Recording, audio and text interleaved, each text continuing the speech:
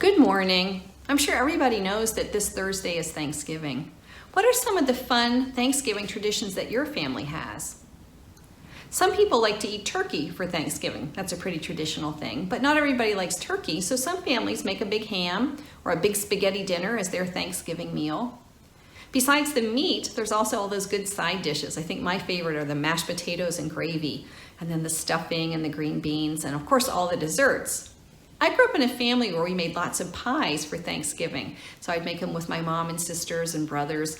And we'd make pumpkin pie and pecan pie and a type of pie called mincemeat pie, which I never really liked very much. In my husband's family, they always made a big banana pudding as their special Thanksgiving dessert. So in our family now, we make both a lot of pies and we make banana pudding for Thanksgiving. Besides the food traditions, there's other things that families do on Thanksgiving. Some families like to get up and watch the parades on TV. Other families really like the football games. There's lots of good football games on TV on Thanksgiving Day. Some families you see go outside and play a big touch football game. We like to take our dogs on a long walk so we can work up a good appetite for the big dinner we're going to have later. What a lot of families do for Thanksgiving is they get together with cousins and aunts and uncles and grandparents. And that may be hard this year because traveling isn't going to be possible for some families. We're worried about keeping each other safe and not sharing the virus. So if that might be true, that your family might have a smaller than normal Thanksgiving this year because you won't be able to travel and see all of those relatives. Some families are thinking about trying to have Thanksgiving dinner outside to keep us safer. We're thinking about maybe doing that and hope that the weather is going to cooperate. But it's going to be different and it might feel a little bit sad. But I read a poem the other day. It's a type of poem called a haiku that I thought did a really good job of explaining why we're planning maybe a little bit of a different type of Thanksgiving this year. It's very simple. It just says, "We isolate now so that when we gather again, no one is missing." That just means we might have to stay apart this year so that when the virus goes away, everyone has stayed healthy and we can all get together again in the future.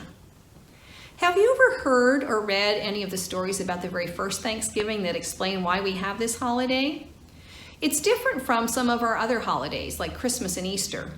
Those are religious holidays, and we celebrate as Christians the birth and resurrection of Jesus on those holidays. But Thanksgiving, the way we celebrate it, is a fairly uniquely American holiday. And we think that it first started as long ago as 1621. When some pilgrims and some Native Americans got together to share a big feast to celebrate a big harvest. Now, we don't know if all the stories that we share about that first Thanksgiving are really true, but what we do know is it started when two groups of people who were strangers to each other initially learned to work together to meet challenges and decided to have a big feast to celebrate together. And that's what's true about Thanksgiving today. It's a holiday where we stop and think about all of the good things that have happened to us in the last year, the things that we call our blessings. Some families like to spend some time talking out loud about what the greatest thing that happened to them that year was.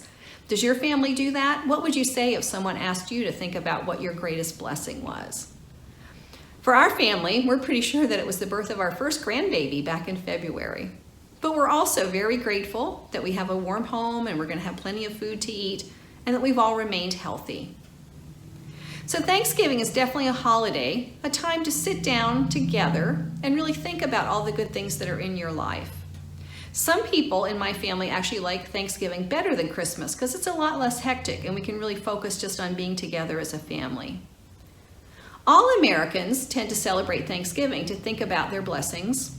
But as Christians, that's the type of religion that we are at St. Paul's, as Christians, we can also think of Thanksgiving as a time to be grateful for all the blessings that God has given us in the last year. The most important thing that we can be grateful for is just knowing that God loves us and that He has shared the most important gift we're ever going to get, which is His Son Jesus that has been shared with us. Even if we don't have all the things that we think we want, or even if we're facing challenges, we know that God loves us, and we know that Jesus is always going to be in our hearts, so we never have to face those challenges alone. So this year, as we sit together and have our Thanksgiving traditions, and maybe we want to think extra hard about maybe helping the people that are preparing our food and maybe helping with all the dishes that are created when we have these big feasts together, Let's make sure that we take some time to think about the blessings that God has given us. The fact that Jesus is always with us, always in our lives, and that we never have to be alone. And for that, we're always very grateful. So let's say a Thanksgiving prayer. Dear God, thank you for all of your amazing blessings in the way that you work in our lives. Thank you for the gift of Jesus. And thank you for your love that keeps us from never feeling alone. We love you, God, and let's all have a very happy Thanksgiving.